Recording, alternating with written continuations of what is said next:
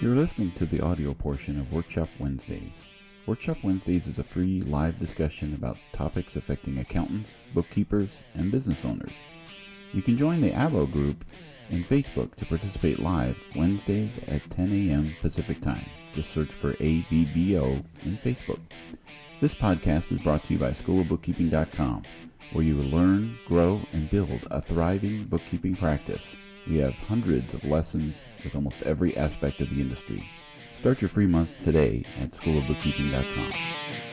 Well, welcome to another Workshop Wednesday brought to you by School of Bookkeeping, where it's casual conversations for serious workflows. And today we have a casual conversation and some serious workflows converging. Yes. Because Rachel has always expressed her excitement over inventory stuff. Tell us a little bit about your background in inventory management. Yeah, I always have early on, I worked for companies that dealt in services, but for the most part, I've always worked in companies that sold goods. So I'm very familiar with the movement of selling products. So it's something that can be really complicated, but with all these incredible reports and tools and things that we help our clients with, that actually can be fun and manageable and something that anybody can do. Now, we're going to talk about a specific concept of inventory, and this kind of falls into what took you so long, QuickBooks, to get this report of inventory turnover. As the accountant in the room, or at least someone who's actually going for their master's in accounting, one of us is, and you get 3 yeses and the first 2 don't count. But what would be the textbook definition of inventory turnover? Yes. And actually, that's so funny that we're talking about this today, because in my portal, my school portal, I'm in the second week right now, but one of our assignments this week is to talk about some of those concepts, because one of the classes is advanced reporting, and something that is really important in the world of inventory is inventory turnover. And if you think about it, it's really how quickly can I turn that inventory over, meaning from purchasing, and let's say you're manufacturing. So purchasing, manufacturing the item, to listing it for sale, to selling it. That's really the whole process. How many times can you do that throughout the year? So some people manufacture really quick and they can turn it over several different times. Other people have a longer process, and we're actually taking on a client that has a much longer process because they're actually manufacturing some metal things. So maybe they can only turn it over 2.5 times a year. And people that are we've talked about this term before, reselling goods. They're buying things, holding them in inventory, and then selling them. So they're not manufacturing anything. They're buying finished goods and selling them. Those folks can usually turn things over much more quickly. So there's all kinds of different things to consider in a business where you're selling stuff. Do I want to make it? Do I want to have somebody else make it and I just buy it finished? There's a lot of different questions involved. In this case, high turnover is a good thing. Yeah. Because you're talking about, in a period of time, how many times did I turn over the stock that I purchased? Yeah. Right? So this is the ultimate reading, right? Is either a ratio or a number of the days that it takes. Yep. To do So that. if I said my inventory turned over at a factor of 2.5, it means that it's turning over 2.5 times per year. And this is such an important topic because we want a report that's going to tell us that. And that needs to come out of where all your inventory movements are. And you have to be able to look at that, because there's a lot of folks that want to know, how fast are you turning over that inventory? And a lot of companies have people they have to answer to. Because you want the sweet spot of purchasing and sales to align. I remember I went to Dell Computer. This was like in the height of Intuit had sent me to Dell because they were actually a hardware partner of QuickBooks Point of Sale back in the mid aught, right? Like So that's what we're calling it, 2005. yachts. Yeah, 2005-ish type of thing. But Dell Computer was Yes. the height of the envy of the computing industry, right? That was the thing. Yeah. They had their campus in Texas, and it was Mhm. really cool to experience that. But the guy walking me around was like, "There's where everything is manufactured." And Dell Computer had perfected this whole idea of just in time inventory, Yeah. where basically they had timed it where somebody's ordering something and it's getting manufactured at that moment. It's just like the perfect cross section of Yes. supply and demand, right? Yep. So, And that's actually a really good, that's a newer phenomenon brought on really in the 21st century. It really wasn't a thing before. yeah, And I have a really funny story to tell you because my husband works for General Motors. And way back in the day, before they would analyze the data, they would go on gut. That's how they would manufacture how many vehicles per production they would do. They would really just estimate on gut thinking, what? Now, of course, they don't do that. And so just in time is really, if you're able to pull that off, you're doing a good job if you can do just yeah, in time manufacturing. yeah. And he was telling me like they had it so down to a science. Yes. They sold parking spaces for trucks, and so like they would have premium parking spaces for the parts manufacturers Wow. that they would sell. So there Yeah. was actually a revenue generator of, hey, you want your part in our computer? Pay for this parking so that when it comes time to unload your components, you're right there. And I thought that I'm a big fan of premium parking.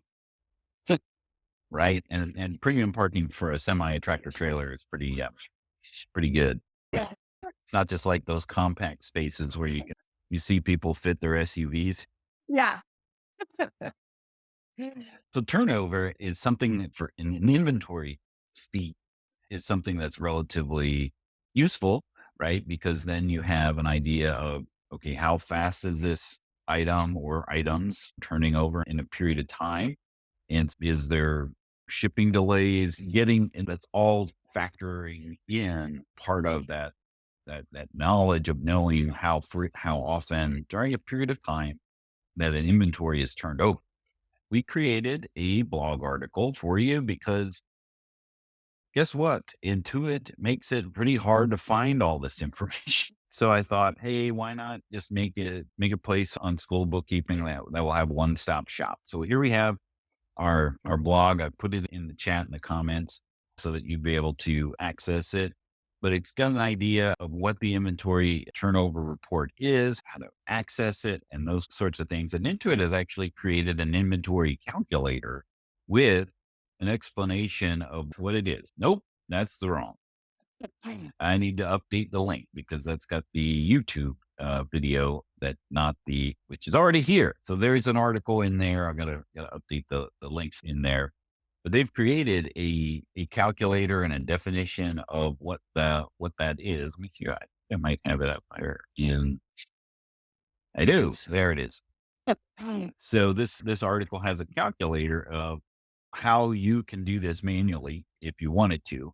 And it's basically you would enter the total costs involved in selling your products, your cost of goods sold, for you can do it in the grand scheme of things of all your items or one particular item in general, and then calculate your average inventory cost for the year by adding 12 months of ending inventory balances together and dividing by 12.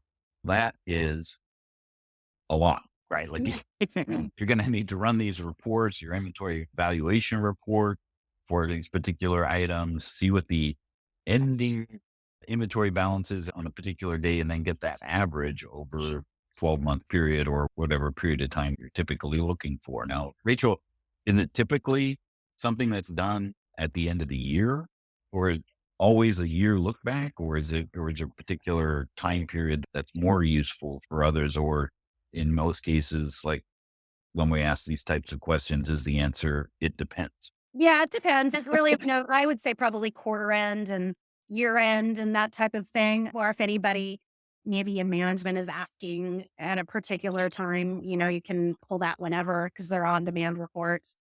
I tend to use I'm not an expert at desktop enterprise. You definitely are. But even if you're doing this in the cloud with other solutions, they all have this kind of reporting and it's just on demand. You can pull it. But I would say, yeah, as part of accounting period ending date would be really when you want to look at that.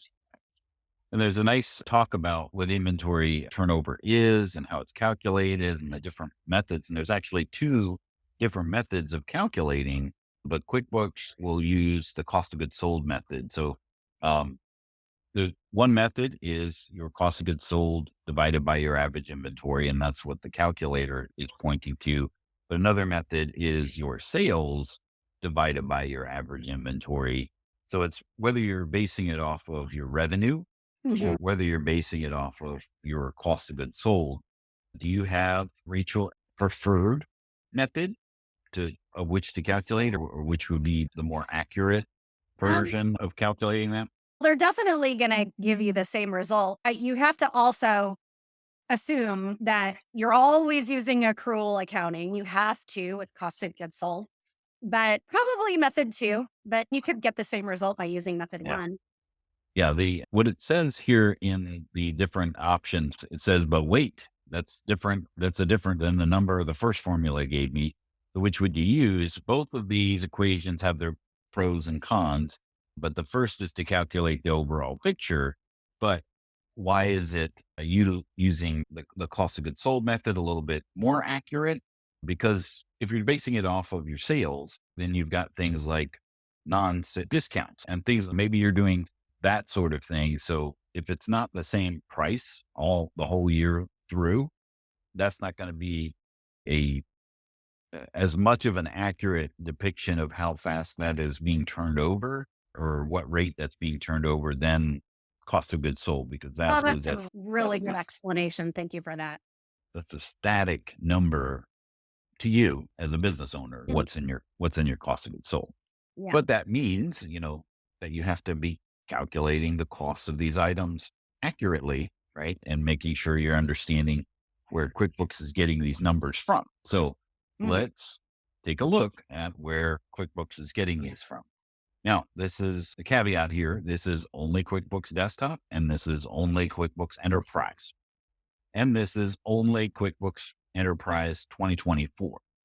Now, what I couldn't find out is that whether or not this is a particular flavor of QuickBooks Enterprise.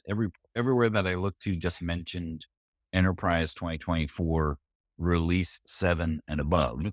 That tells me that this should be any version of QuickBooks Enterprise 2024 R7 or above. It doesn't matter if you're silver, gold, platinum, diamond, whatever precious metal you might be having of Enterprise, but it does need to be the 2024 version and updated. And how do you tell what release you're on? Is you press Control 1 when you're in QuickBooks. Sorry, this is so tiny. I can make it a little bigger.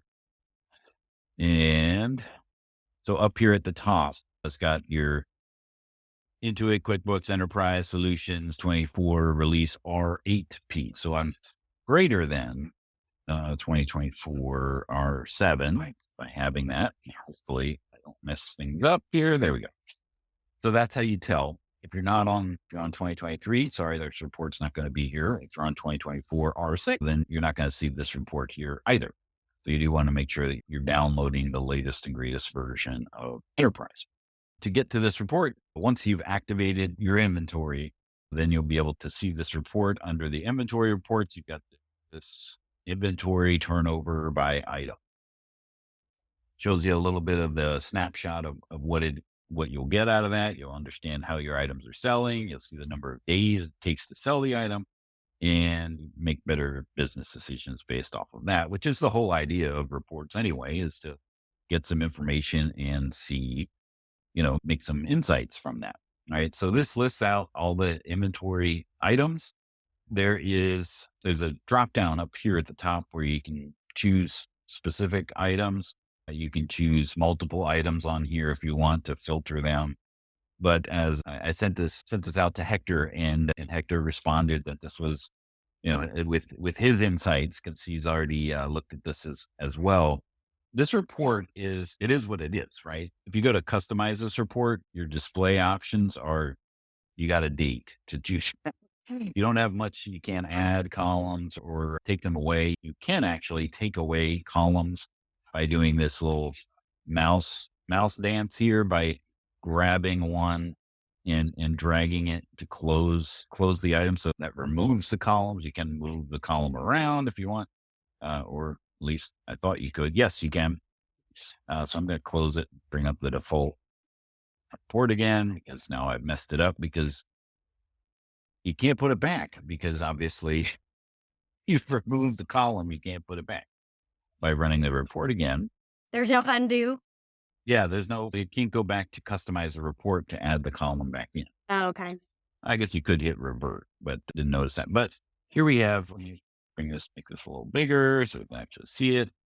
The two columns that we're looking for in question here are this turnover ratio and turnover days. So this is the sample company, so don't get alarmed by the future dates here of 1/1/2029 and 12/31/2029. So the sample company is future dated. But here, this item, make this a little bigger. We've got a pool cover, right? In the description, and the turnover ratio is 1.03. And in that date range, it took 354 days to turn over the amount that we have. Here's our cost per unit, sales price. Trying to get to a place where I can scroll. Oh, I can use the keyboard short. And then we've got the quantity on hand, your reorder point, your minimum and maximum. There's your cost of goods, the closing stock, and there's more columns, and I can't get to them. Okay, so we're gonna resize again. And there we go. So then we've got the opening stock, purchases during that time period, and then that gives us, it's calculating the average inventory. Now, typically with most inventory or most reports inside of QuickBooks, you can quick zoom on them to get to those detail reports as to where those came from. Unfortunately, with this report, you don't have that luxury, right? You can quick zoom on it, but all it does is bring out the edit of the item that you happen to click on. So if you needed to make some changes to modify where these numbers might be pulling from, you could, or change your account or anything like that you can do with editing items inside of QuickBooks Desktop. But you can't confirm your cost of goods sold, this cost of goods sold number. So if I wanted to confirm my cost of goods sold during this time period for this particular item of $11,179.97, you're out of luck there. So you can't click on that and it'll go to that. You got to actually go into your P&L and look at it that way. Yeah. Yeah. You'd have to run a report on that particular item, maybe a quick report or an inventory valuation filter for that particular item, which now adds more steps to confirm that. But the report itself is doing what it's supposed to do, because it will figure out the cost of goods sold for that time period, and then it will do that mathing of getting your average inventory during that time period, and then do the calculation. So if we use and it's doing method 2, yeah. It is doing method 2, which is dividing your cost of goods sold by your average inventory. So if I did that of $11,197 divided by the average inventory of 10,117 and 52, I get 1.03350.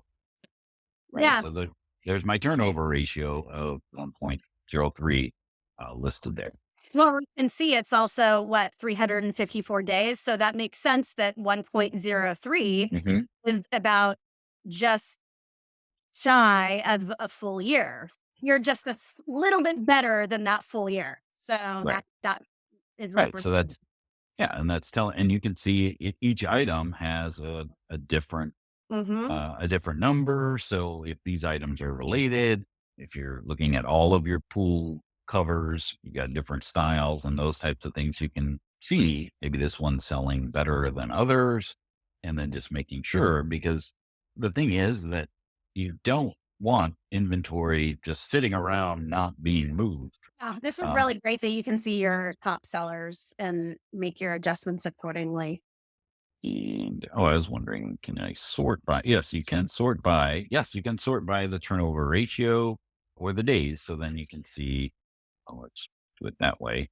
So there's our pulley bracket is got a turnover ratio. Nice. You got to get rid of. Yeah, we've got a lot of zeros in here, but that's where we would get some insights from this report. It's like, why are these things not turning over? And then that will lead us to other options or other reports to glean that insight as to why. I was referring to the thing sitting there for what, 18,000 days. Oh yeah. Yeah, my 4-inch drum. Yeah, so apparently there's not a big draw on aluminum 4-inch drums. But it also give you insight into how much is this costing you for it to sit there for 1,200 days. So that's good. And that's what this will give you an idea. It's like, okay, it's going to take you 18,200 days to turn over this inventory, which will be a long time, right? Like maybe that's appropriate for this type of item, or maybe it's not, right? So there's always the depends factor when it comes to, is this number good or bad for my business? That really just depends on the types of inventory that you're selling, the type of business that you're in. But typically, like you had mentioned, Rachel, a high turnover is preferred because that means that you are turning over that inventory throughout that period of time and how many times that is. So that will dictate your purchasing decisions. So again, you have that sweet spot of purchasing and sales coexisting. And the last thing that you want is stuff sitting on the shelf that's not being sold, or stuff that's being sold that's not on the shelf. Those would be bad. Yeah. So again, so there's this report, but it's only in enterprise and it's only in 2024. And with that, we have a challenge. In there before? No, this was just released in release 7 of 2024. But there's One thing, a kind of inventory days report, though, wasn't there? yeah, there's, Yeah, because I've sold that report before. yes, if you have your advanced inventory. So this again would then now be for platinum and diamond versions of QuickBooks, where you would have the advanced inventory function, and you have to have FIFO turned on in order to see this report. So I just want to double check and make sure that it was there. But to your point, under your inventory report, you've got the inventory aging report, summary, and detail. So this will give you the average days in stock for each particular item, what's current. And this is very similar to like your AR aging or your AP aging. But one unique faction of this report is that the numbers in here on the date ranges are dollars as opposed to quantity. So it won't give you the idea. It'll give you the idea of the dollars of what's in stock and how long that's been sitting there. So these two reports are super helpful in determining how old is your inventory and how frequently are you running through it. Because you may have a seasonal business, and that may pose a unique challenge to you as well. But one thing that we wanted to chat about with regards to enterprise is the end of the month. We talked about this a little bit on a prior workshop. The pricing changes that Intuit has announced in June, part of that is the discontinuation of discounts for enterprise. And that is going to stop as of today. It's going to stop at the end of this month. So September 30th, 2024, they are removing any like long-term Pro Advisor discount from enterprise subscription. So if you're a QuickBooks Pro Advisor and you refer your client to purchase enterprise, those discounts will cease to exist on new subscriptions after September 30th of this year. If you want to take advantage of this report and you want to take advantage of the discount, please do so before the end of this month, because they will still honor the discount for as long as you have an active subscription, as long as that subscription was started before the end of the month. So I placed some links in there, and we've also got a QR code here, so we can just check. Let's see here. So if you wanted to order enterprise, you can click on that or snap a QR code there, and then that will take you out to a place to show you how to order that so that you take advantage of that discount. Any thoughts, Rachel, on this report or this function or feature of QuickBooks Enterprise? No, it's cool that they added this. It's very helpful. I don't really use Enterprise, but there's a lot of folks out there that do, and this is definitely a really helpful tool. Yeah. So this was something that was never in books. Like, you don't have, this is a brand new report. You never had this function in any version of QuickBooks. So to see it come into Enterprise and a QuickBooks product is, again, one of those, what took you so long to get here? Yeah. It's nice But because with them sunsetting all the other desktop products, it's nice that they're adding something, such an advanced function in Desktop Enterprise. It makes like a little signal of this product's going to stick around. yeah, that remains to be seen. Well, for a while. Right. They wouldn't put this in if it didn't have a need Yeah. to do that, because there's quite the, I'm going to turn off the stop sharing here. And of course, here we go again with the size of huge. There we are. But yeah, that leads to the discussion of, all right, what's the fate of QuickBooks Desktop? It's really hard to find. To their point, to find this article about this feature, you could type in the actual title in Google, and this still doesn't come up, right? Like, you have to know what you're looking for in order to find it. What do you mean title? What do you put in Google? This, just use the inventory. Let me show right again. This article here. Oh. What insights you get from the report, how it's being calculated, how do you activate it? It's available from, it's backwards, right? So I can get this article from within QuickBooks by clicking on find out more about this report, but I have to get to the report in order to see this article, right? Yeah. So the discovery process of this it's not here. You have this discovery hub, right, which will give you the what's new, right? And this is where the turnover report is, and it'll take you there, right? But unless you know what you're looking for, it's really hard to find. And then this report out on the interwebs is not really available unless you find it specifically, because you could type in, use the inventory turnover report. Now I'm gonna put it to the test here. If I Googled that, the first one that comes up is a video. This is not the article. I mean, I use the actual article title, and I find other. Yeah. I don't find that particular one. So either Yeah, this is there's been other times where I have tried to find things in QuickBooks, articles and stuff in there, and sometimes it's not always easy to find.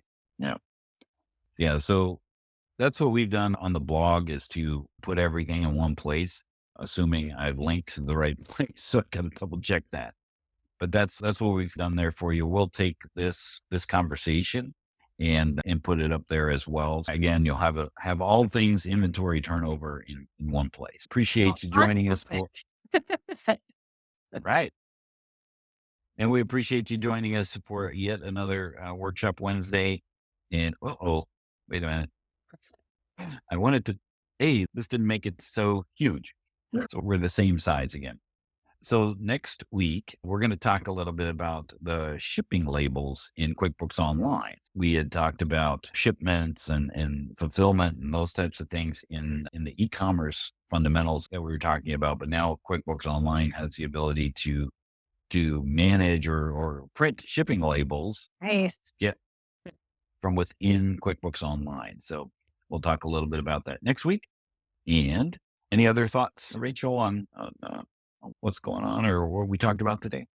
No. All right. So we'll see you next week on the Workshop Wednesday, and hope you have a great day. And that wraps up another insightful episode of Workshop Wednesday, brought to you by Schoolofbookkeeping.com. We hope you enjoyed today's discussion and took away some valuable tips and strategies to enhance your bookkeeping practice. Remember, if you want to stay ahead in the world of bookkeeping and accounting, be sure to visit Schoolofbookkeeping.com. With a wide range of courses, resources, and expert guidance, you'll find everything you need to sharpen your skills and boost your career. Don't forget to subscribe to our podcast on your favorite platform so you never miss an episode. And if you enjoyed today's show, please take a moment to leave us a review on your podcast platform of choice. Your reviews help us reach more listeners and continue to bring you the best content every week. If you have questions or topics you'd like us to cover, reach out to us on social media or send us an email at support@schoolofbookkeeping.com. We love hearing from our listeners and are always looking for new ideas to explore. Thanks for tuning in to Workshop Wednesday. Until next time, keep learning, keep growing, and keep excelling in your bookkeeping journey. I'm Dan DeLong, and we'll see you next week.